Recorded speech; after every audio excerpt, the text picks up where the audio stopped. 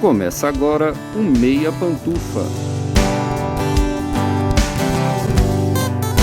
Bom dia, boa tarde, boa noite, boa madrugada, pessoal! Todo mundo com os fones de ouvido que tá começando o seu Meia Pantufa. Toda terça às 5 da tarde no seu player favorito. Eu sou Luiz Leão e tenho aqui do meu lado o meu amigo Gustavo Azevedo. Bom dia, tarde, noite, madrugada, Gusta. E aí, assistidores e assistidoras de filmes e séries? E também, como sempre, o meu amigo Lucas Abreu. Bom dia, tarde, noite e madrugada, Lucas. E aí, assistidores de filmes de máfia? O épico gangster Scarface, de Brian De Palma, completa 40 anos em 2023. Escrito por um semi-conhecido Oliver Stone e estrelado por Al Pacino, o filme levou algum tempo para conseguir reconhecimento na indústria e enfrentou problemas por ser excessivamente violento. Hoje, o gangster Tony Montana, de Pacino, é considerado como um dos grandes símbolos do cinema do gênero. E Scarface deixou cenas e frases marcadas para sempre no imaginário coletivo e na cultura. E para celebrar os 40 anos de Scarface, a gente resolveu falar não só do filme de 83, como do original, Scarface, A Vergonha de uma Nação, de 1932. Além de falar das muitas diferenças entre os dois e do porquê filmes do gênero são tão marcantes na história do cinema e no gosto do público.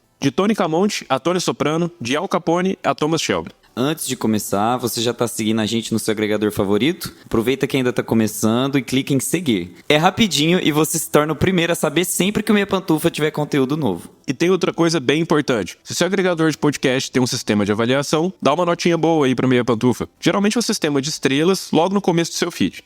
Basta clicar no podcast e avaliar. Quanto mais avaliações boas, mais os agregadores distribuem o Meia para as pessoas interessadas. E agora a gente tá também com uma novidade. A gente quer saber de vocês sobre o tema da semana e tá bem fácil de participar. Se vocês estiverem ouvindo a gente pelo Spotify, é só abrir o episódio e responder a enquete da semana. Qual o seu filme ou série de gangster favorito? É rapidinho e a sua resposta vai ficar publicada no episódio. Mas chega de enrolação e bora começar. Vem com a gente debater Scarface no Meia Opinião.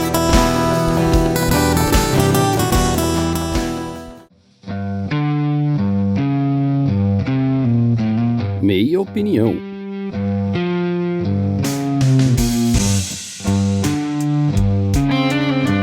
Bom, acho que não é novidade pra ninguém que filmes de gangster, histórias de gangster, têm um impacto muito significativo na mente das pessoas. Muita gente que gosta, muita gente que vê muito charme nisso. Nos Estados Unidos existe fã-clube de gangster, fã-clube do Al Capone, esse tipo de coisa assim. Então é um negócio que tá no imaginário cultural há muito tempo. É claro que o primeiro conteúdo a consolidar isso no mainstream, a conseguir dar um impacto significativo na história de gangster, foi o Coppola com O Poderoso Chefão, isso já nos anos 70, porque ele mostrou um lado muito mais complexo do gangster, né? Uma associação familiar, os medos, as inseguranças, além de mostrar o lado da violência. Mas isso já faz parte da cultura americana desde os anos 20, com o Al Capone, que é talvez o maior gangster de todos os tempos. E isso tá retratado no primeiro Scarface, Scarface, A Vergonha de uma Nação, de 1932. O filme é baseado num livro do Armitage Trail, que é, na verdade, é o único livro famoso do Armitage Trail de todos os tempos. Ele era um escritor de livro pulp. Sim, a associação é com Pulp Fiction. A gente fala daqueles romances em que o autor conta uma história de uma cidade suja e decadente. E o Al Capone foi um gangster real, aqui sim, não ficcional, que ele tinha o apelido de Scarface, porque ele tinha umas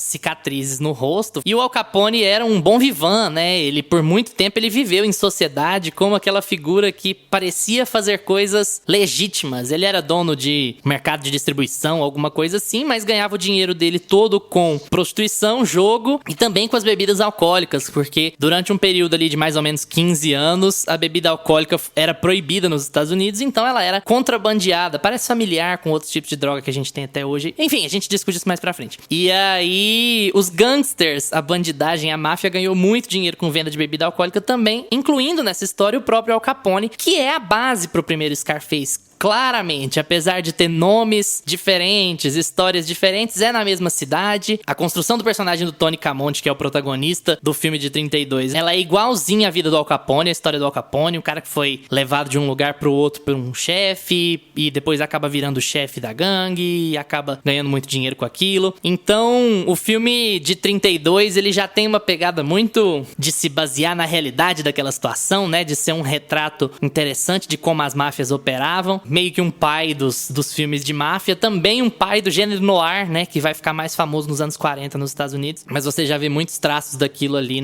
em como aquela história foi contada. Vou começar com o Gusta. Primeiro a gente vai seguir em ordem cronológica aqui, nós vamos falar um pouco do original, pra gente falar bem mais do filme do De Palma, que tá mais próximo da gente, tá mais acessível, né? O de 32 a gente teve que encontrar por meios não tão legítimos, a gente teve que ir lá na lojinha do Al Capone pra ver se tinha distribuição em DVD. Já o Scarface do De Palma tá disponível na Star Plus. Então a gente vai começar falando um pouquinho sobre o original de 1932 e o que sobra dele no de 83 e por que a gente acha que tivemos um remake 50 anos depois. Será que a história é envolvente o suficiente pra gente bater o martelo assim e falar, não, precisava de um remake mesmo, era bem legal. E aí, Gusta, fala um pouquinho sobre Scarface, a vergonha de uma nação. Essa pergunta nunca vai ter resposta. Precisa de um remake. Precisar é muito... É forte. Né? Porque precisar não é a ideia. Tipo assim, é aquela ideia de, 50 anos depois. Essa história, as bases de construção dessa história ainda tem relevância suficiente pra elas serem atualizadas e colocadas no mundo moderno? Exato. É essa a ideia. Ela sobrevive, né? Ela ainda é relevante pros tempos atuais, pra gente escrever de uma outra forma, né? Representar esses personagens de outra forma. E o filme de 32 é incrível. Eu não tinha visto até hoje. Eu só tinha visto o de 83 mesmo. E confesso que quando eu assisti, a estrutura tá toda lá. É uma coisa assim que a gente acha que o De Palma tinha inventado a roda, né? Mas na verdade ele só fez uma roda maior e mais decorada e talvez um pouco mais rápida. O de 83 tem quase 1h30 a mais, né, do que o original. O filme de 32, ele é muito resumido. Ele parte de um princípio, assim, praticamente algumas esquetezinhas do nosso protagonista, que no filme de 32 é o Tony Camonte. E a gente consegue empatizar de uma forma... Fica a dúvida, né? Os anti-heróis já estavam sendo construídos em 32 e a gente fica falando de anti-herói, a construção do anti-herói e na década de 90 e, né, essa coisa da popularização do anti-herói. Uma outra coisa que eu acho muito legal nesse filme, além da construção de um anti-herói que a gente se simpatiza, é como o filme é um filme político, né? As pessoas têm a ideia de falar muitas vezes que os filmes da época de ouro, assim, de Hollywood, não tinham uma conotação extremamente política, eram filmes que não tinham pretensão de ficar mostrando embates políticos muito relevantes e só contavam histórias por si. Só que esse filme é uma prova no começo, no prólogo, de que ele é praticamente uma cartilha contra as ações do governo, em como o governo trata, enfim, o tráfico, prostituição, jogo ilegal, até etc. excessivamente moralista, né? O filme começa com uma mensagem, um textão falando, olha, esse filme não é pra glorificar a máfia, gente. Esse filme é pra mostrar como a bandidagem tomou conta do nosso país. Governo, faça alguma coisa, coisa, e o que você governo pode fazer para acabar com isso? Faça alguma coisa, governo. Aí aparece o Datena, assim, sabe? Pequenininho lá no... Eu fico pensando que se alguns filmes aí, como a gente comentou, né? O Seven... Clube da Luta, talvez se eles tivessem esse aviso, não tinha acontecido o que aconteceu com eles, né? Matrix, mas enfim, voltando ao assunto, eu fiquei muito feliz de ver esse filme, eu não tinha visto mesmo, e eu achei muito interessante como as estruturas estão todas lá. Depois a gente vai abrindo todas as camadas, abrindo essa cebola aí, que é esse filme extremamente rico, tem muitos assuntos pra conversar sobre ele, e tá tudo ali no de 32. Eu acho que ele é um filme muito bem escrito, ele tem uma fotografia muito bonita, ele abre os ciclos e encerra os ciclos muito bonitinho, ele tem uma estética muito particular, então eu acho que é um filmaço. Lucas, e aí, o que você achou? Eu gostei bastante do de 32. Entre nós três aqui, eu era o mais resistente, né, a falar sobre ele, porque eu gosto muito do Scarface, do Brian De Palma, e eu tinha aquela coisa assim, nossa, cara, será que esse filme tão mais antigo assim, ele vai ser uma versão piorada do filme que eu gosto? Eu ficava com esse medo, assim, de ver. Mas eu gostei bastante do filme, e é bom ver que tá tudo ali, como o Gustavo falou, a estrutura do filme do De Palma tá toda ali. Só que é como se o De Palma tivesse pegado exatamente a mesma estrutura e expandido ali, não só em duração, né, mas expandido aquele universo, aqueles personagens. Eu acho que todo mundo aqui viu o do De Palma primeiro, né? Então eu acho que isso até ajuda a gente a gostar mais dessa versão original de 32, a gente já sabendo todo o contexto, toda a história, revisitar essa narrativa de um outro ponto de vista mais simplificado ali, que funciona muito bem também. E eu gosto muito desse estilo, assim, dos filmes mais antigos ali. Eu sou fãzão do Hitchcock, né? Então eu pego muita coisa dele pra ver, vez ou outra ali, anos 40, 50. É um estilo que às vezes eu pego e falo, nossa, queria ver um filme dessa época, assim, é um estilo que eu gosto de assistir às vezes. E porque antigamente, se a gente for pegar, acho que de 30 a 60, eles têm um estilo mais fechado, assim, de filmes. Então são ambientes menores, os personagens chegam, já cortam uma cena, já vai pra outra.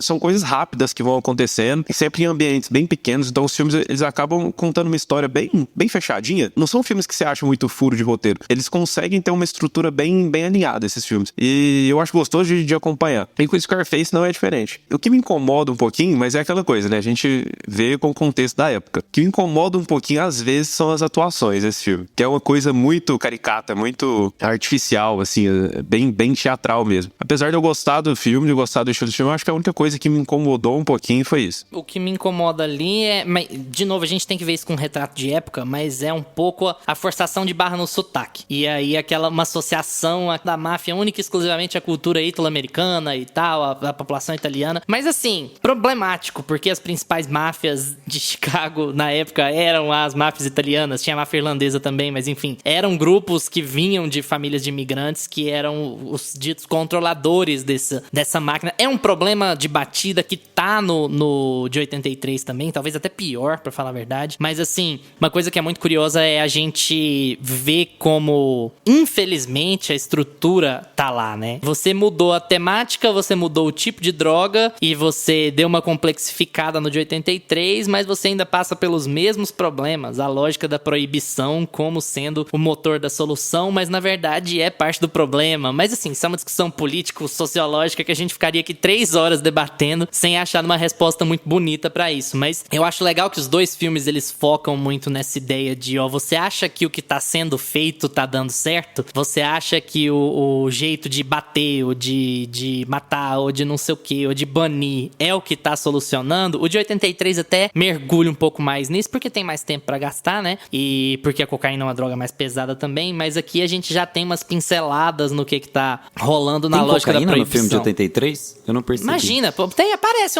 é um easter egg de cocaína assim no cantinho. Tá lá numa cena lá no fundo, você sabia, em todas as cenas de Scarface existe uma cocaína no canto da... Exato. Mas eu gosto muito do filme pensando em quão violento ele é pra época. Ele, inclusive, passou por um período de banimento na própria Chicago por causa disso. Tem uma lenda urbana de que o pessoal do Al Capone mandou uns capangas na casa do Ben Hawks, que era o roteirista do filme, pra garantir que ele não tava falando do Al Capone, pra garantir que era ficcional, porque o Al Capone era conhecido como Scarface, né? E aí o roteirista... Tudo isso é lenda urbana, tá, gente? Nada disso é confirmado. Mas aí o roteirista falou assim, não, mas o título do filme é Scarface por causa do Al Capone mesmo. A gente chama as pessoas pro cinema por causa do título, e aí quando elas chegarem lá, não é sobre o Al Capone, é sobre outra coisa. Então, assim, a galera acusa os influencers de clickbait, a galera já fazia clickbait já em 1930, já não tem problema. Já não tinha problema. Não é novo isso, tá?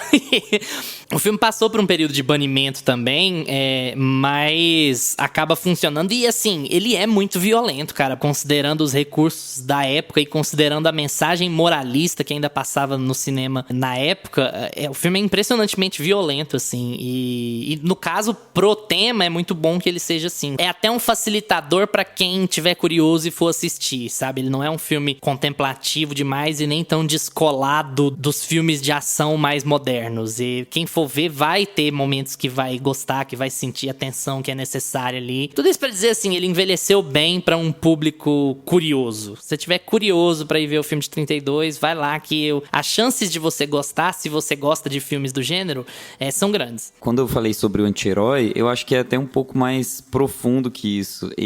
Como ele tem essa veia moralista, que você tá reforçando, acaba que ele faz o protagonista se tornar insuportável mesmo. Ele não é um protagonista que você se vê ali nele. Você não quer se tornar ele. Você não quer ser uma pessoa completamente autocentrada. Você não quer ser aquele cara que ele entra num ambiente e todo mundo tem medo dele. E não é um medo assim de... do tipo... Respeitoso, né? Respeitoso, é um medo violento, é uma forma de conquistar, entre aspas, as pessoas e conquistar o poder que é muito violenta. Então, no filme de 32, tem essa presença um pouco agridoce do Tony, que é muito reforçada e muito expandida no filme de 83, mas aqui fica muito claro que ninguém quer estar perto dele, sabe? Você não quer uma pessoa comum Ela não quer estar ali no mesmo salão de cabeleireiro que ele, porque estar ali no mesmo ambiente que ele é ser domado pelas vontades dele e, ao mesmo tempo, correr os perigos que ele tá correndo, né? Que é da polícia chegar, prender ele, te prender. Então você vive em um ambiente hostil, em um ambiente que é possivelmente violento pra você e pra sua integridade física. Ou seja, você, pra se tornar um protegido, você precisa proteger o Tony. Acaba que todo mundo vira guarda-costas dele, né? Assim como ele era no começo do filme, ele é uma pessoa que protege o chefão e depois acaba se tornando o grande protegido e o grande chefão, né? A pessoa a se proteger. É muito desgostoso assistir o Tony do começo ao fim nesse arco que ele passa, que é uma tragédia, é um filme claramente trágico para todos os personagens, é uma explosão de sentimentos negativos e é um pouco diferente do que eu falei lá em Seven, por exemplo. Eu acho que quando acaba o filme, por mais que o desfecho seja trágico por si só e não tenha salvação para aquilo, quando ele passa por todos os temas, ele consegue extrair alguma coisa daquilo, né, pela moralidade, porque no fim das contas o filme de 32 é muito mais moralista do que o de 83, no meu ponto de vista. Então ele acaba extraindo muita coisa pelo pouco tempo que ele tem. E essa coisa da atuação que a gente comenta é muito da época mesmo, né? A gente tem que sempre voltar. Vamos assistir Babilônia de novo pra gente lembrar como é que eram os primeiros estúdios lá e como é que... Não precisa, tá, gente? Assistir Babilônia de novo pra isso, tá? Precisa sim, é curtinho, tem 3 horas e 20 só. Mas é engraçado que, pra um filme tão moralista, eu acho que ele tem uma mensagem. Talvez seja o que a gente chama de wishful thinking, né? Talvez eu esteja projetando em cima do filme mais do que ele realmente entrega. Mas eu acho que ele tem uma mensagem anti-proibição forte, sabe? Eu sinto do filme quando ele termina que, assim, olha, a gente não tá glamorizando a vida desse cara aqui, porque a gente é moralista, a gente não tá numa época em que glamorizar gangsters é uma coisa legal, normal, aceita. Mas o filme passa meio uma impressão de, beleza, ele chegou no topo do mundo e ele pagou o preço por isso. Mas e aí? Será que ficar matando esses chefões ad eternum é a solução mesmo? Será que a solução não é, sei lá, mesmo pegando por um discurso mais moralista como ele tem, será que a solução não é investir mais dinheiro nas polícias? Ou investir mais dinheiro em educação? Ou em colocar mais fiscalização? Ou em fazer a liberação da bebida alcoólica, que inclusive seria liberada no ano seguinte, a revogação da 18ª emenda lá nos Estados Unidos? Seria feita em 33, então assim, o fim da proibição já tava meio a caminho, sabe? Talvez o filme faça uma espécie de campanha contra a proibição, de alguma forma. De novo, isso pode ser projeção, porque isso não tá muito claro no filme. Mas eu sinto já aqui em 32 uma pegada que a gente vê nessas produções contemporâneas, especialmente de roteiristas mais de esquerda, né? Que é a ideia de, olha, beleza, até quando é que você vai manter esse ciclo? Até quando você vai manter esse ciclo de violência e colocando a população civil em risco e colocando a vida de gente honesta, de gente trabalhadora em risco pra ficar trocando tiro com esses malucos no meio da rua, sabe? Então... Tanto é que no de 32 não é a polícia que atira muito com ele, né? Eles falam mais de uma briga entre gangues e tal. A polícia só atira nele no final. Mas durante o filme, todos os tiros dados no meio da rua, todos os problemas, todas as coisas que põem civis em risco são feitas entre gangues. A polícia não tá ali ativamente prejudicando a vida dos outros dentro do contexto do filme, né? Aliás, muito pelo contrário, só aparece policial dentro de escritório falando. O Oliver Stone ainda piora mais, porque o Oliver Stone já tá numa época que ele consegue apontar o dedo pra certos aspectos da polícia, né? Isso em 32 eu imagino que fosse inviável, mas o Oliver Stone, no roteiro que ele escreve pro De Palma, ele já consegue colocar a polícia no meio do mecanismo também, então ele já tem uma pegada mais contemporânea. Mas ainda assim eu sinto um pouco desse, sei lá, vamos abrir uma discussão mais ampla do que simplesmente ficar matando gangsters pro resto da vida sobre como resolver essa questão. Tô viajando na maionese ou vocês acham que tem um quê de verdade nisso? Eu acho que tem 2 pontos. Eu concordo com você, eu acho que tem um quê de verdade nisso sim, que o filme fala sobre isso. Mas ao mesmo tempo, até pela veia moralista que eles têm, eles também tentam falar o seguinte, olha, não seja esse cara também. Enquanto o governo não resolve o problema, olha como ele acaba. Não seja bandido. Olha como é o fim dele. Bandidos não, chega bandidos. Tem que proibir os bandidos. Então eu acho que eles vão por essas duas linhas de pensamento aí. Eu acho que o filme, no fim das contas, muito pela veia moralista dele, né? Acaba pegando essas duas. E eu acho que... Eu tenho a sensação de que a gente aqui falando de remakes, né? E a necessidade de fazer remakes, ou se o nosso universo contemporâneo contempla a possibilidade de ter mais um remake sobre esse filme. Eu fiquei pensando, quando eu tava assistindo os dois, se fosse pra ter um remake, teria que ser do Donald Glover. Eu tô reassistindo Atlanta e eu assisti Swarm. E na minha cabeça não tem ninguém melhor pra fazer esse remake, sabe? Porque é mais um filme com um elenco... Provavelmente esse filme do Luca Guadagnino vai ser um filme com um elenco extremamente Timothée branco. Chalamet como Scarface. Sabe? Como Scarface. Eu acho, sinceramente, que dependendo de como for executado esse filme, ele pode ser uma bomba sim, tá? E ele pode não ter o efeito que a gente espera. Então eu acho que a gente precisava Johnson de um como Elvira. Timothée Chalamet como Scarface. Eu acho que precisava de uma revisitada, de uma nova perspectiva, e esses diretores novos, eu acho que o Donald Glover tem uma visão de rua, uma visão de crime, uma visão de como o entretenimento faz parte de tudo isso, como as redes sociais. Ele saberia fazer um pedido de uma mula, de uma droga pelo WhatsApp, pelo SMS, que chega pro traficante, assim, de um jeito muito natural, muito urbano, muito, sabe? Eu acho que quando eu tava assistindo, eu falei, gente, esse remake precisava ser feito pelo Donald Glover. Mas o nosso eterno Childish Gambino... This is America. Ele já começou, né? Ele já fez o prelúdio, ele já fez o This is America, então agora é só terminar. Então, eu acho que tinha que estar na mão dele. Não, chega de remake, pelo amor de Deus. Nem o do Guadagnino não tinha que sair. Chega de remake, pelo amor de Deus. Ideias originais. Aí vira o anúncio daqui a pouco. Disney resolve fazer uma versão animada de Scarface pra 2025. Sabe? É o inverso do... Ao invés do live action da Disney, vai ter o cartoon da Disney. Chris Pratt será Scarface. Não fala isso, pode acontecer, eu não duvido. A gente não pode falar porque aparece, né? É igual a loira do banheiro. Você fala Chris Pratt 3 vezes. Você relacionou máfia italiana, Mario e... Não, nem atinei. Deve ter sido Chris Pratt. Conseguiu, né? Passou na sua cabeça. Pra fechar o de 32, eu queria fazer uma pergunta pra vocês, mais de opinião, assim. A gente que tá acostumado com anti-heróis, aliás, boa parte das nossas séries favoritas tem protagonistas detestáveis, então a gente tá numa batida muito mais contemporânea, evidentemente. Vocês acham que esse filme sucede ou fracassa na tentativa dele de não glamorizar o Tony Camonte? Vocês acham que quando você assiste esse filme, você não sente nenhuma empatia pelo cara? Ou você não sente que é um bom protagonista ou um mau protagonista? Qual que é a batida geral nessa lógica de um filme moralista que fale, olha, não glamorize a minha história, tá? Não glamorize a minha história. E aí, glamoriza ou não? Eu acho que no G32 não glamoriza, não. É bem o que o Gustavo falou mesmo, o personagem. Ele é um cara detestável, assim, desde a primeira cena, de como ele se comporta com todo mundo, não só com a polícia, mas com a família dele, com quem trabalha pra ele. Não dá pra sentir nenhuma empatia por esse personagem, não. Quando a gente vai pra versão do De Palma, eu já acho que é diferente. Eu acho que acaba glamorizando um pouco por trazer essa vertente meio autêntica, sabe? Do cara. Seja você mesmo. E ele é charmosão, né?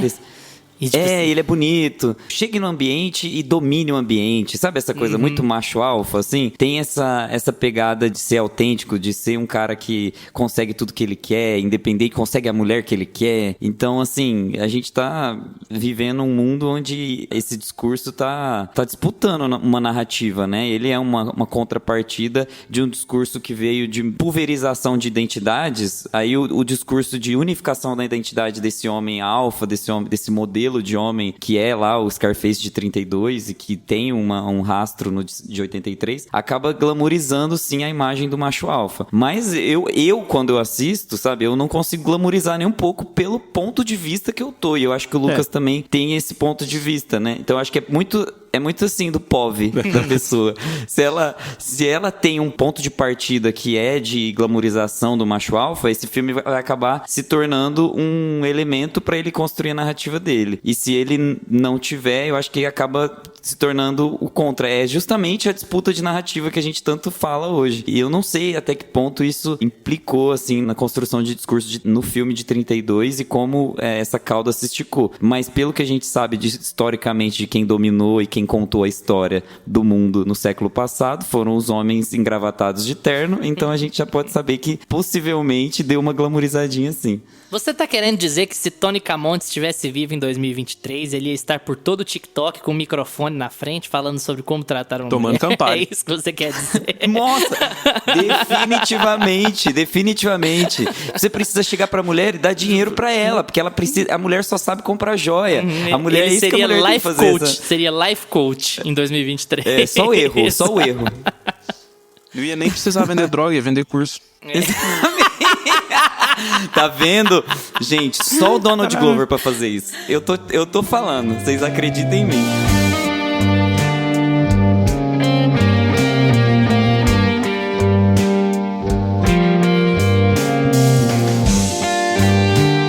Pouco mais de 50 anos depois, Al Pacino chega com a ideia de fazer um remake do filme de 32. Ele assistiu o filme de 32 na TV, gostou demais e começou a tentar encontrar diretores e roteiristas pra conseguir botar o projeto pra frente. Acaba contratando o Oliver Stone pra fazer o roteiro. Àquela altura o Oliver Stone não era o Oliver Stone que é hoje, evidentemente. Era um cara semi-desconhecido, tava começando a roteirizar pra longas. E eventualmente fecharam com o Brian De Palma pra dirigir, embora tenham passado outras pessoas na frente dele, o próprio Scorsese era mais cogitado, mas acabaram fechando com o De Palma pra dirigir o Scarface. O De Palma, quando pegou o script do Oliver Stone, ele apaixonou no projeto e quis fazer. E aí a gente tem Scarface de 1983, que tem a mesma pegada estrutural, de certa forma, em parte dele, né? Vamos mergulhar um pouco mais nisso agora na frente, mas que é um filme diferente na cidade, é diferente na etnia, é diferente no cenário e tem algumas outras diferenças no decorrer de suas 2 horas e 50 que o fazem ser um filme mais completo do que o de 32. Eu acho que isso é inquestionável, né? É um filme mais completo do que o de 32. Agora, com relação a gosto e outras cositas, mas eu vou perguntar agora pra vocês, começando dessa vez com o Lucas. Lucas, e aí, o Scarface de 83, cara, o Scarface do Brian De Palma. O que você acha desse filme? Você sempre gostou dele? Você gosta dele há muito tempo? Você ainda lembra quando é que foi a primeira vez que você viu ele? Fala um pouquinho sobre esse filme. Cara, o Scarface foi um daqueles filmes que eu assisti quando eu comecei a buscar os clássicos, assim, de cinema pra assistir. E aí Scarface tá em tudo que é lista, né? Se você for pegar essas listas aí de quando a gente começa, né, a querer explorar mais esses clássicos, muito por ele ter esse impacto da violência que ele teve na época. E até hoje, né? Ele é um filme muito impactante do ponto de vista de como ele trata a violência. Extremamente violento. Extremamente violento. Acho que o filme que que ganha dele na quantidade de fuck que fala na tela é o do Scorsese lá, Os Infiltrados. Acho que só. Ele foi por vários anos o filme que mais tinha fuck na história do cinema, sabe? Por vários anos. Ele tem um a cada 1 minuto, alguma coisa assim na duração dele. Não, toda frase, né, do Tony Montana. Mas eu assisti ele pela primeira vez na Netflix e já de cara, assim, eu gostei muito do filme. Eu acho que eu já assisti ele, contando até hoje, eu devo ter assistido ele umas 3 vezes. Assisti agora mais recente pra gente poder gravar. Eu acho que o De Palma, ele trata essa história, ele consegue expandir muito bem esse universo ali em volta do Tony Montana, porque ele pega a mesma narrativa lá do filme de 32, agora tendo visto os dois, né, fica bom a gente poder comparar. E muita coisa, muitos elementos que eu achava que eram coisas que o De Palma tinha acrescentado ali na história, já estavam lá em 32. Eu consigo ver que ele expande, além do universo, ele expande muitos personagens em si. Porque lá em 32, você tem os personagens mais unidimensionais, não tem como. É um filme mais rapidinho, como a gente comentou aqui, né? A época que o filme tinha sido feito. E aqui, ele não insere muitos elementos novos. Muda ali, muda um nome, muda uma cidade, muda que em vez de álcool é cocaína. Mas eu acho até mais fácil de empatizar com esse personagem aqui, com o Tony Montana, do que com o Tony Camonte. Porque ele coloca até um certo código de honra próprio dele, né? Ele é aquele cara que ele tá inserido naquele contexto, ele é um escroto, ele é um babaca, ele trata todo mundo com falta de educação, ele só quer poder, e ele quer chegar ao topo a qualquer custo, ele faz um monte, tudo que for possível pra isso, mas aí chega um determinado ponto da história que ele mostra que ele tem a própria moral dele, as próprias regras. Ele fala, não, até aqui eu vou, isso daqui eu não faço. E aí é onde eu acho que o De Palma tenta trazer fala, olha, tenta fazer a gente torcer por esse cara que a gente tava odiando o filme inteiro, e aí quando você se vê meio que, cara, eu não diria nem torcer pelo cara, mas assim, você tem uma certa empatia por ele ali. Em alguns momentinhos, e aí depois... Eu já ia até falar, porque ele falha feio. Sim. Porque, e aí depois, cara, na outra cena... poucos personagens são tão escrotos escrotos na história do cinema quanto o Tony, cara. E é engraçado, a primeira vez que eu vi isso, não sei se é porque eu era adolescente, eu não pensava tanto igual eu pensei reassistindo pra gravar. Que personagemzinho escroto, cara. Puta cara que mais pariu, escroto do cinema, como que assim. pode, sabe? Os caras mais escroto do cinema. Só que, cara, a atuação do Al Pacino, velho, eu acho que essa, pra mim, é a melhor atuação do Al Pacino, assim, da carreira dele, da vida. Pra mim, pelo menos, é Scarface. Cara, ele faz um escroto muito... Você fica com raiva dele. Você assiste ele como o Michael Corleone, você assiste ele em Perfume de Mulher, é outra pessoa, não parece nem que é o Al Pacino, velho. Mas, enfim, o que eu acho que deixa essa versão do De Palma mais interessante, além dele expandir todos os personagens e todo esse universo, todo o contexto, né, em que eles estão inseridos, e a atuação do Al Pacino, é essa dualidade que ele dá pra ele, que ele é esse cara escroto, que vai chegar onde ele quer chegar, a qualquer custo, mas a gente vê muito o contexto em que ele tá inserido ali, tipo, eu quero cuidar aqui da minha mãe, quero cuidar aqui da minha irmã, e tem até um lance meio que de se apaixonar pela irmã, né, nesse filme aqui, que o De Palma vai um pouco mais além, e é um negócio meio bizarro. Mais ou menos, né? Eu não sei se a pegada é muito essa. Eu acho que isso aqui é Oliver Stone, cara. É como ele consegue, sabe, já desde esse começo, colocar controvérsia em tudo e, assim, fazer o texto ficar muito, muito, muito inteligente. Eu acho que o que ele tá fazendo ali nesse negócio é de mostrar o quanto a cultura do machismo ela é escrota, sabe? No meio de Scarface, ele tá mostrando o quanto a cultura do machismo é escrota. Assim, a que ponto chega a superproteção do Tony? Porque uma superproteção a esse nível da irmã significa o quê? Significa uma coisa perversa mesmo, uma coisa pervertida, como o que ela fala pra ele no final. Mesmo que não seja tudo às claras, que o Tony fica assustado quando ela fala o que ela fala pra ele no finalzinho do filme, ainda assim é essa mensagem de qual é, seu babaca? Isso aqui é uma pessoa como qualquer outra, é sua irmã, mas é uma mulher como qualquer outra, que tem as vontades, os desejos dela e a autonomia dela, faz o que quiser, sabe? Foda-se você. E como essa superproteção, ela se transforma numa coisa meio incestuosa, meio escrota, perversa, pervertida, sabe? E isso pra mim é texto, assim, é maravilhoso como o texto faz, mas eu não diria que é às claras que ele tem uma intenção incestuosa, eu acho que é como as camadas daquela criação dele, daquela vida dele, daquela paranoia dele, podem fazer parecer com que ele seja ridículo a esse ponto. O negócio é que ele quer ser dono de tudo e todos, né? E aí é onde eu acho que o Oliver Stone e o De Palma mandam bem, porque além deles fazerem toda essa crítica à violência, ao mundo do crime e tudo mais, ao contexto que eles estão inseridos ali, ele trabalha muito bem o Tony Montana como indivíduo, como um personagem isolado. O que se passa na cabeça desse cara? A gente tem muitas cenas, assim, dele parado, os olhares dele, assim, em meio a tudo acontecendo, e ele sempre meio que pensando, olhando as coisas em volta dele. Eu acho que eles trabalham muito bem o psicológico do Tony Montana, além de todo o contexto. É o que faz a gente ficar mais interessado ainda nessa versão, pelo menos comigo, foi assim. Não, definitivamente. Eu acho que o desenvolvimento dos personagens, como o Lucas falou, é o principal desse filme. É o que eu mais gosto, é o que me deixou feliz de rever de verdade, porque é bizarro como é bem feito o desenvolvimento de cada um. Eu acho assim, o personagem que não tem desenvolvimento maior aqui no filme, um arco maior do que no de 32, por exemplo, é o da mãe dele, no máximo, assim. O restante dos personagens, todos têm um desenvolvimento maior. A irmã também é a mesma coisa, né, amigo? A irmã, no final, não, mas a cena final dela, não. É completamente Oliver Stone e De Palma, mas durante o filme, são até as mesmas falas da irmã dele. Mas ele consegue concluir, né, o arco dela. Ele consegue inflar um pouco mais e também dar um propósito para aquilo tudo e trazer protagonismo para ela. Isso é muito importante. Mas, assim, voltando em algumas comparações, desde o início do filme, assim, quando o De Palma resolve trazer um cubano que já tinha sido preso, que já tinha marcas ali da prisão, para essa costa ali, né?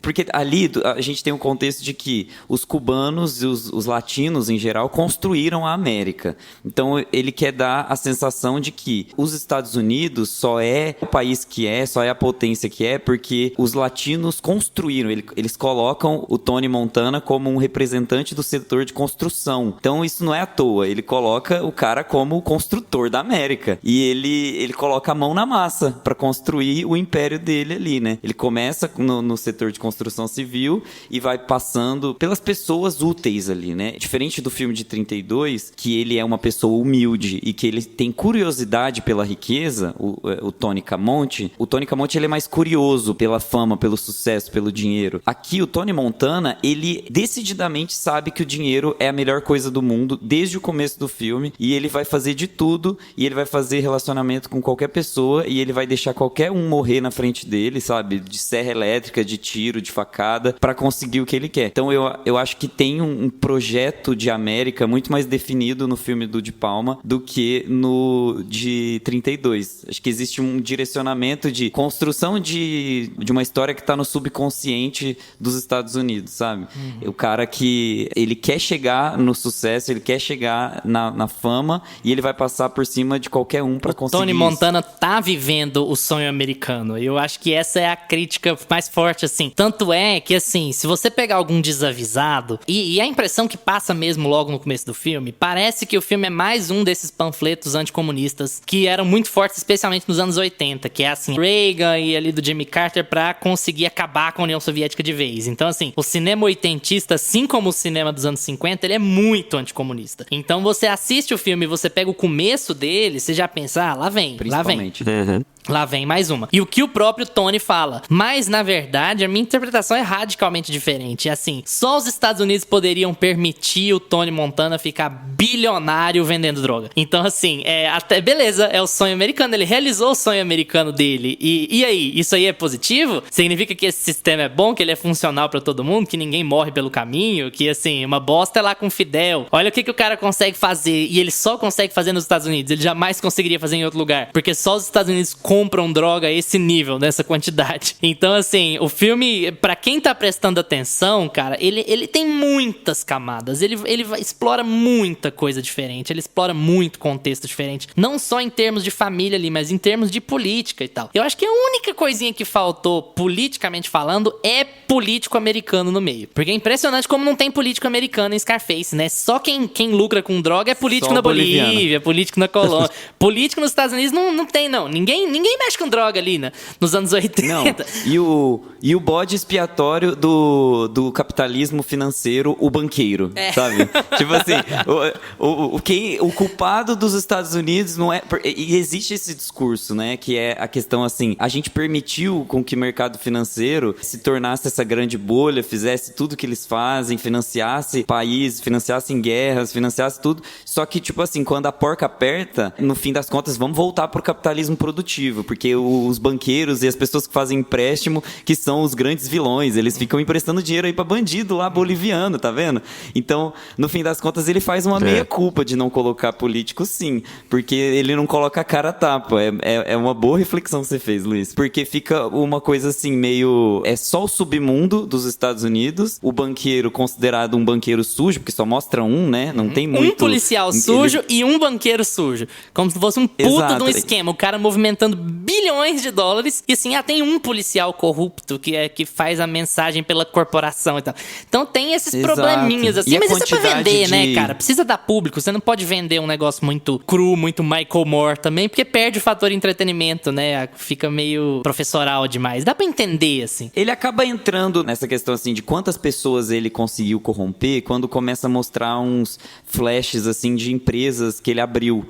Então, assim, pra você que consegue fazer uma relação entre uma coisa e outra, você vai entender que aquelas empresas que ele abriu precisaram passar por diversas unidades políticas, né? Pra ele ter um setor imobiliário só dele, um setor financeiro só dele, uma construtora, sei lá. Então, é uma coisa fica meio óbvia pra quem tá prestando atenção. Eu só queria voltar naquela questão da dualidade que o De Palma, ele dá uma dualidade interessante aqui pro personagem do Tony Montana. E eu acho que ele consegue encerrar a crítica que ele quer fazer aqui nesse filme muito bem. Porque ele começa com ele, vou mostrar a jornada desse cara pra conseguir chegar aonde ele quer, pra conseguir ter o sucesso que ele tanto almeja. Chega na metade do filme, ele, beleza, agora eu vou mostrar como é que vão ser as consequências após ele conseguir isso daqui, tendo feito tudo que ele fez. E eu acho que ele consegue segurar o filme muito bem, sem ficar uma coisa clichê, sem ficar parecendo de, não seja bandido. Eu acho que ele consegue segurar muito essa narrativa até o fim. Porque a ideia final do filme é assim, tudo bem, tem várias camadas, mas a ideia final ali do filme é a seguinte: a partir do momento em que o Tony mostrou alguma moral do mundo e não do submundo, ele foi condenado. Porque eu acho que a ideia é, a partir do momento que você entra nessa roda, você não pode dar pra trás. Exatamente. Você não pode hesitar, você não pode pisar pra trás. Ou a sua tendência é ficar mais e mais violento, mais e mais inescrupuloso, perder mais e mais o seu código moral, ou então você tá fora do jogo. Exatamente. E é isso que acontece. A partir do momento que ele mostra ter alguma linha moral, ter algum ímpeto de ser uma pessoa minimamente razoável, é quando ele tá fudido. É quando, beleza, agora acabou pra mim. Agora eu hesitei onde eu não podia hesitar, agora acabou, sabe? Eu tô fora do jogo. Aí sim a mensagem é muito pesada de, não mexa com isso não, meu amigo, porque se você mexer com... É o que a mãe dele fala pra ele, né? Se você mexer com isso, acabou. Eu não tenho filho, não é só porque ele é um bandidinho, é porque ele vira um bandidão, na verdade. Porque ele passa de roubar aqui, roubar ali, pra virar o cara do império das drogas e chegar lá todo metida fodão e tal, não sei o quê. E é um caminho sem volta. Você não sai daí vivo, não tem... É o primeiro traço de humanidade que ele mostra, né? De falar, não, beleza. Tudo isso que eu vi, todas essas merdas que eu fiz, tanta gente que eu já matei, que eu já roubei, já matei aqui. Mas criança não. Criança aqui é meu limite. Aí é onde ele se foge, né? Onde aqui, o meio em que ele tá inserido não aceita aquilo. Eu quero puxar um assunto que se chama Michelle Pfeiffer. Eu não lembrava do furacão que era essa mulher.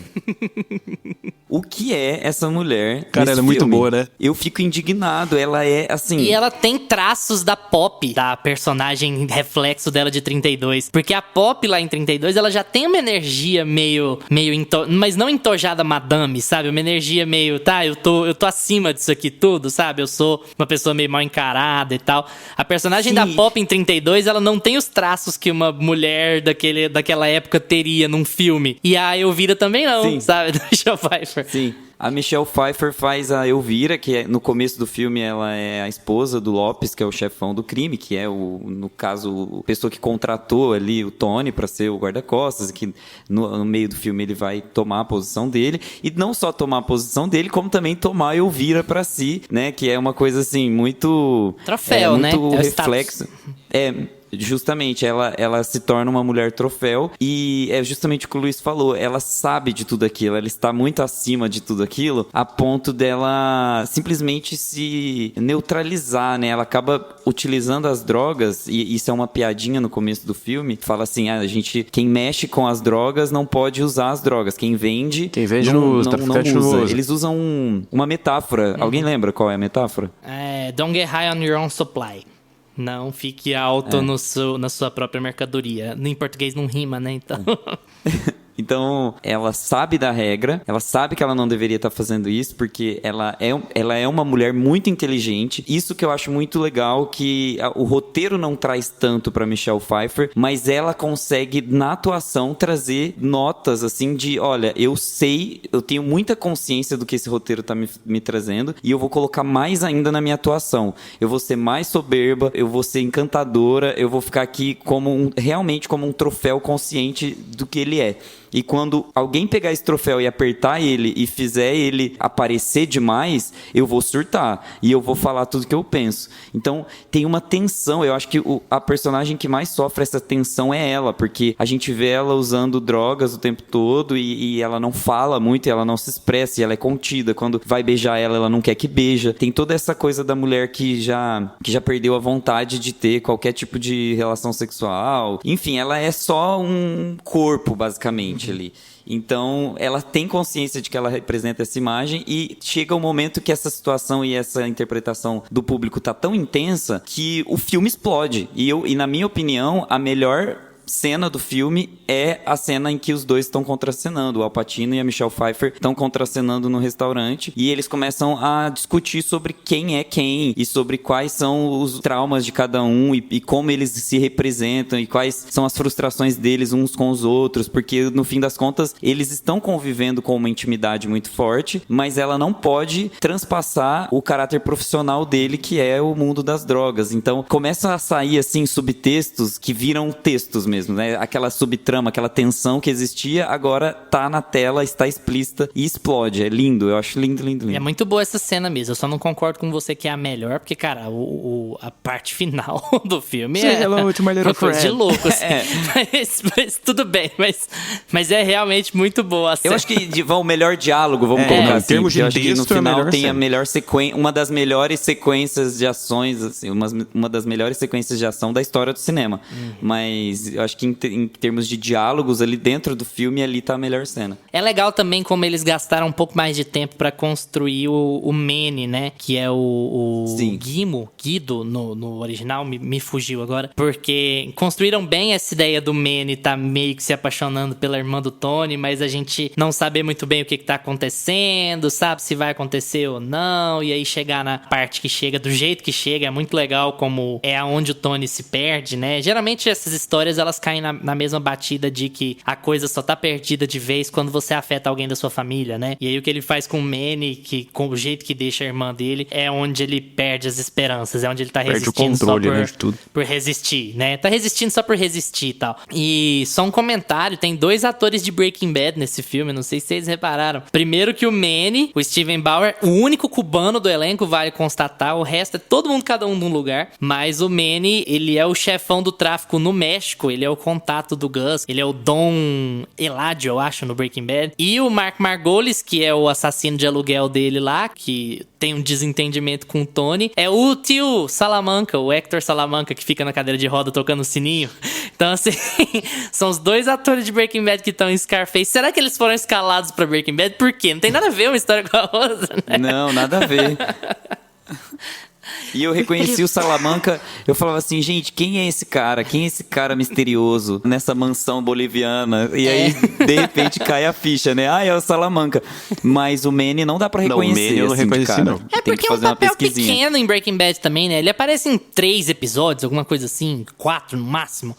Então... Mas ele mudou muito fisicamente também. O Salamanca ali, você consegue ver, ele tem um rosto muito particular, assim, os traços muito mas assim... reconhecíveis. Esse filme também quase não saiu. A gente tava falando sobre X outra semana, né? Como o X era uma qualificação que não era pra pornografia, ela era de violência extrema. Mas aí, com os anos, depois do meados dos anos 80, ela deixou de ser uma classificação de violência extrema e virou uma classificação só de pornografia, né? Esse filme ainda tava na época da classificação X, da classificação X. E o De Palma apresentou 3 cortes pra comissão lá de classificação, que eu não sei o nome, até conseguir uma classificação R pra ele, né? Pra ele poder funcionar melhor nos cinemas, né? Porque uma classificação X era inviável na época. Tem alguns problemas, o principal deles, de novo, lenda urbana, assim como no primeiro filme tinha uma, aqui tem outra. Era a cena da serra elétrica. Nossa, Porque que cena. ela é uma cena, assim, profundamente violenta, cara, muito, muito violenta. E, assim, violenta sem mostrar, né? É muito curioso. E isso é direção, né? O De Palma é sensacional nesse tipo de coisa. Como ele consegue trabalhar a tensão. Mas a cena da serra, que é logo no começo do filme, os primeiros 20 minutos do filme. E aí, vai e volta, vai e volta. E ele apresentou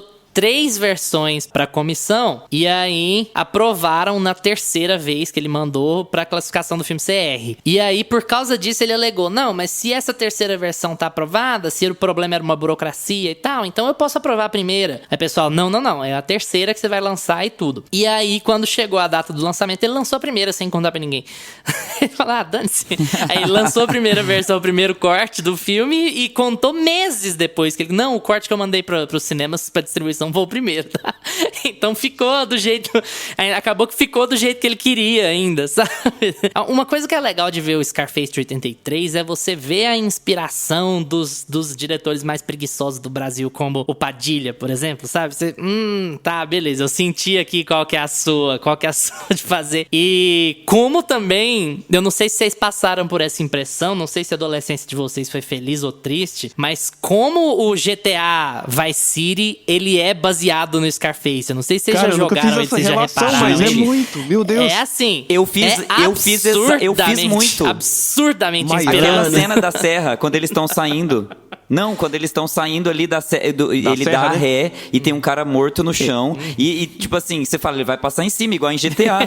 Tipo assim, ele vai dar ré e vai passar em cima e vai voltar. E todo mundo observando, né? Não, e as bizarro. cores, mas as cores, cores, a o camisa. vestuário, cara, é muito inspirado. Então, assim. A trama, gente, todo o contexto, né, de violência, de como os personagens entram na casa das outras pessoas sem permissão e mata e vai, pega um item e leva. Cara, essa cena da Teve motosserra mesmo, eu acho ela sensacional, o jeito que ela é filmada. Porque é aquela violência que não mostra, né, na tela. E a gente, depois que assiste o filme, você fica na cabeça como se você tivesse visto realmente alguém sendo decepado. E ele corta ali pra televisão, cara. Eu acho aquela cena ali sensacional. E o De Palma, cara, é curioso também que o Luiz citou aí os diretores preguiçosos, né, que pegam essa inspiração nele. O De Palma, ele era um diretor preguiçoso que pegava inspiração no Hitchcock, né? Muito, muito. Você pega os filmes passados dele, ele tá imitando tudo que o Hitchcock fazia. Algumas vezes funciona, outras vezes chega a ficar muito forçado.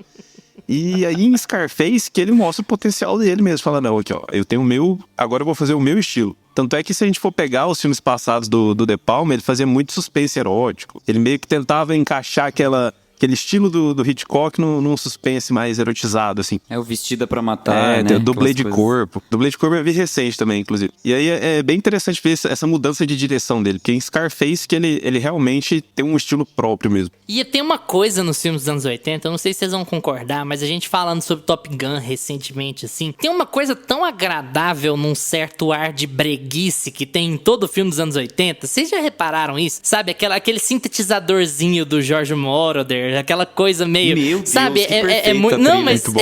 é ótimo, é muito legal, a trilha é adoro maravilhosa, também. o filme é muito legal, mas tem uma sensação meio de uma coisa meio brega, não tem? Uma coisa meio... Take my Sim, breath as roupas away. do Tony, aquela gola... Aquela gola por cima do blazer. Ele põe só um botão, uma gola por cima do blazer o filme inteiro. Não, mas Nossa assim, senhora, o Tony nossa, é as cafona. cores. Beleza, o Tony é cafona. Mas eu acho que o filme como um todo tem um ar... Sei lá, é uma coisa muito da década, assim. Você pega vários filmes da década que tem essa tendência. E olha só, eu concordo, todo mundo tem essa vibe. Eu acho que é um pouco... Aqui em Scarface é um pouco também preconceito com a cultura latina. Às vezes soa um pouco meio... olha como o crime é cafona. Olha como esse povo se veste mal, sabe? Eu acho que tem um pouco de excesso pra passar uma sensação de chacota, sabe? Tanto é que essa sensação de... O Tony, ele entra em qualquer ambiente, vestido do jeito que ele veste, e as pessoas sentem que ele é... Até na Bolívia, que é sabe, assim, que não é o país dele. Ele chega lá e o presidente, o ministro, etc. Tá todo mundo cumprimentando ele, tipo assim, nossa, que cara estranho, que cara excêntrico, que cara nada a ver, que cara brega, que vai muito ao encontro que você tá falando. E aí reforça mais uma coisa que eu falei lá da Elvira. Como ela tá acima de tudo. Como ela, mesmo casado com dois chefões do crime, ambos breguíssimos, um com umas correntes imensas, outro com o terno, com a camisa pra fora do terno, como ela é impecável o filme todo, como ela realmente está acima. Então, Mas ela é total o troféu, né? Ela é... A ela sabe Elvira disso. simboliza... Infelizmente, a Elvira simboliza a conquista americana. A Elvira é mais uma conquista desses caras. É uma posse. Esses caras... O que é atingir o sonho americano? É você ter dinheiro pra caramba e você ter uma coisa que, entre todas as aspas do mundo aqui, é a mensagem do filme, evidentemente, que te adeque à sociedade. Você ter a mulher troféu branca, loira, nascida no Tennessee, é a conquista. Você se adequou, você faz parte da sociedade agora, porque você tem um sistema de castas rolando, né? Você pode ter todo o dinheiro do mundo, você continua sendo um bandido, você continua sendo um caipira, você continua sendo brega. Isso é aquela busca constante, não só por dinheiro, evidentemente, mas pela absorção no modo social, que esses caras querem ser, eles querem ser WASPs, eles querem ser americanos brancos protestantes, sabe? Eles querem ter o mesmo patamar de respeito e adoração e admiração desses outros. Ele quer sair na capa da Forbes como o herdeiro do ano e não sei o quê. Forbes Under então, 30. é sempre uma busca, é sempre uma busca por adequação à sociedade, por respeito social. E é até curioso falar sobre isso porque as posições políticas do Tony são uma piada. Ele sai detonando o Fidel no filme e você assume que aquilo é uma crítica a Cuba ou ao próprio Fidel céu e não sei o quê. E aí na metade do filme, quando o filme corta, quando ele começa a ganhar dinheiro, ele começa na primeira cena falando mal do capitalismo. O capitalismo que deu todo o dinheiro do mundo pra ele, que deu tudo que ele sempre queria. E aí ele tá fazendo uma crítica ao capitalismo por causa do banco, por causa do não sei o quê. E aí até o Vira que joga ele no lugar fala assim, meu filho, se existe algum capitalista nesse mundo, ele é você. Yes. E o que você tá criticando o capitalismo, sabe? Ninguém lucrou em cima da miséria dos outros como você. Aí na hora de pagar imposto fica bravo, né? Essa é a mensagem aqui. Exatamente. Aí não é nem só o imposto, de pagar uma taxinha pro banco lá. O cara lava dinheiro pra ele e ele, não sei o quê, porque o banqueiro, filho da puta, igual a Augusta falou mais cedo. Então, assim, a gente não pode se fiar muito nem nas primeiras mensagens, nem nas do final. Esse cara é um aproveitador ganancioso. Ele vai criticar tudo que tiver contra ele. E é isso. É engraçado assistindo esse filme de novo agora, em tempos de Succession, né? Eu olhava ele e falava, ele votaria no Conor Roy, cara. Votaria no Conor, sem dúvida.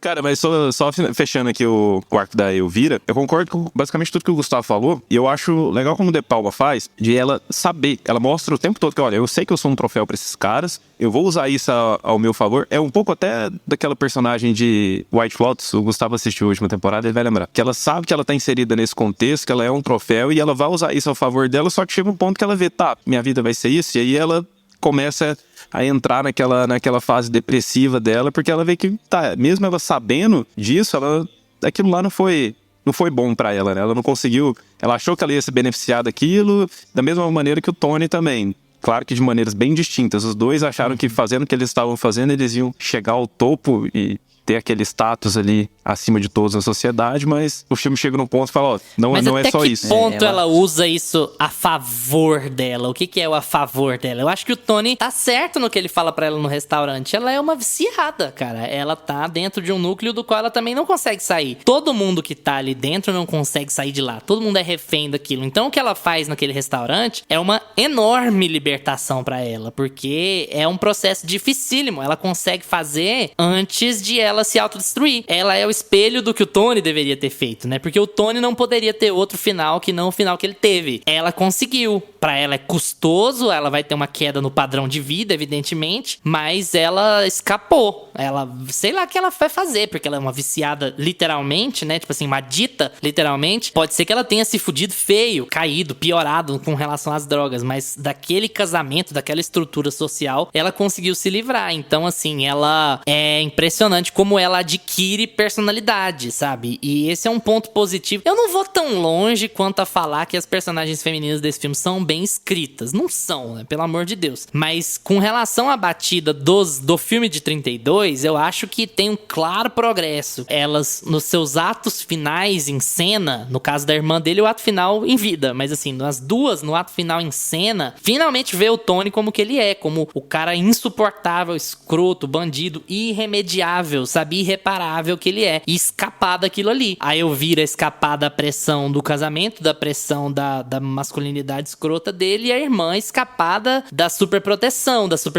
até com esse subtexto sexual, sabe? Então, as duas escapam no fim das contas.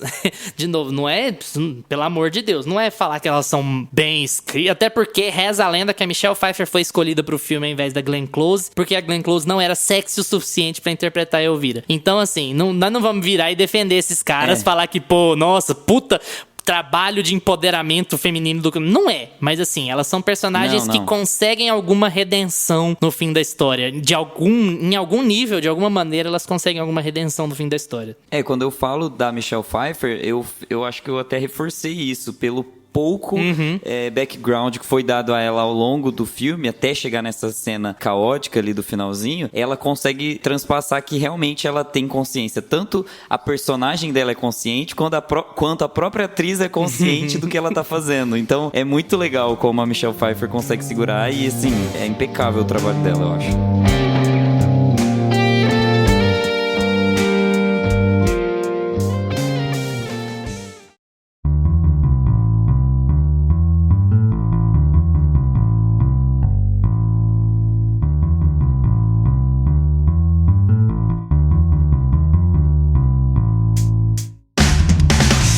E agora é com vocês. Já assistiram Scarface do De Palma? E o original de 32? Qual seu filme ou série de gangster favorito? Não se esquece de responder a nossa enquete aí no Spotify. E vamos estender essa conversa no Instagram ou no Twitter, @meiapantufa. Valeu pela atenção de vocês. Tchau, Gusta. Tchau. Tchau, Lucas. Tchau, galera. Lembrem-se de seguir a gente nos seus agregadores de podcasts preferidos: Spotify, Apple for Podcasts, Deezer, Amazon Music. Terça-feira a gente tá de volta com mais Meia Pantufa pra vocês. Tchau! Este podcast tem locuções de Lucas Meleiro e Carla Ribeiro e edição de Luiz Leão.